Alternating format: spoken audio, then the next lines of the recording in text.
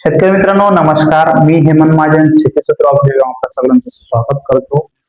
मित्रांनो, आज एक खूप महत्वाचा मुद्दा आपण घेऊन आलेलो आहोत की जसं की आपण बघतोय जळगाव, धुळे, नंदुरबार किंवा अनेक ठिकाणी अतिवृष्टी झालेली आहे आणि अतिवृष्टीमुळे पिकांचे खूप नुकसान झाले आहेत मित्रांनो. त्यामध्ये पिकं हे कोमजले जात आहेत, त्यामुळे खूप नुकसान होत आहे उत्पन्नामध्येही. तर शेतकरी खूप चिंतित आहेत. तर ह्यासाठी हा व्हिडिओ आज बनवलेला आहे की त्याच्यासाठी आपण काय करू शकतो, काय उपाययोजना करू शकतो. तर व्हिडिओ शेवटपर्यंत नक्की बघा. तर मित्रांनो, पहिला मुद्दा म्हणजे हे का होत आहे. जसं कपाशीचं घेतलं आपण, तर कपाशीची झाडं का कोमजत आहेत. तर कपाशीची झाडं कोमजण्याचं पहिलं कारण म्हणजेच मुळांमध्ये ना जास्त पाणी साचल्यामुळे ते बुरशी लागल्यामुळे कोमजत आहेत. दुसरा मुद्दा म्हणजे त्यावरती जर खूप पाण्यात असेल कपाशी, तर त्याच्यावरती ना माती पानावरती आलेली आहे आणि त्याच्यामुळे त्याची प्रकाश संश्लेषण संस्था म्हणजेच फोटोसिंथेसिस सिस्टीम ही ना मंदवलेली आहे. त्यामुळे सुद्धा झाड हे कोमजलं जात आहे. त्याचबरोबर तिसरा मुद्दा म्हणजे माती मुळं सैल होणं. म्हणजे मातीमधली मुळं सैल होणं म्हणजे मुळांना ना पुरेसा ऑक्सिजन न मिळणं, ही सुद्धा एक महत्वाचं कारण आहे.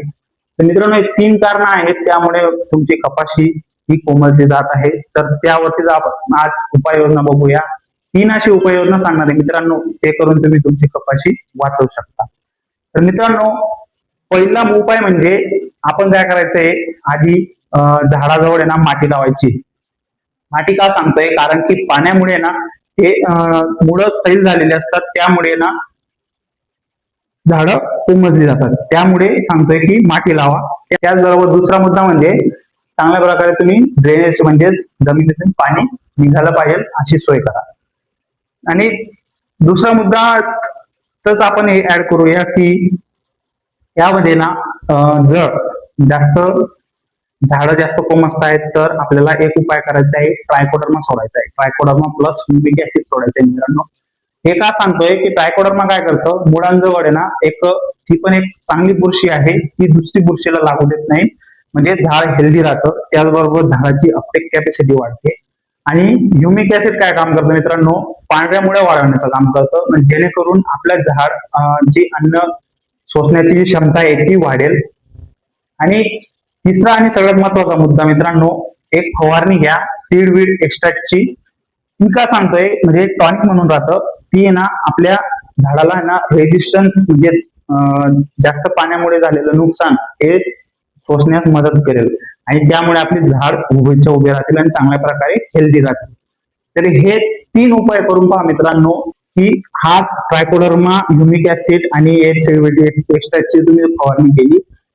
हे 2 गोष्टी तर तुम्हाला ड्रिंचिंग करायची आहे, ट्रायकोडर्मा आणि ह्युमिक ऍसिड आणि सीड एक्स्ट्रॅक्टची फवारणी करायची मित्रांनो.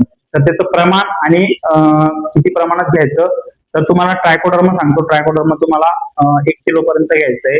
निर्मल सीडचं घ्या, बायो संजीवनी, हे खूप चांगलं आहे. त्यानंतर ह्युमिक ऍसिड कोणतंही घ्या, एकत्र करून तुम्ही ड्रिंचिंग करू शकता. त्याचबरोबर सीड एक्स्ट्रॅक्ट तुम्ही कोणतंही घेऊ शकता, जसं ऍग्रीकल्चर पण चांगलं आहे ते घ्या आणि ते तुम्ही फवारणी करा, जेणेकरून तुमचं झाड वाचेल. तर मित्रांनो, अशा नवनवीन व्हिडिओसाठी आपल्या शेतीसूत्र ऑफिशियल चॅनलला सबस्क्राईब करा, लाईक करा, शेअर करा आणि गरजू शेतकऱ्या मित्रांना पाठवायला विसरू नका. धन्यवाद.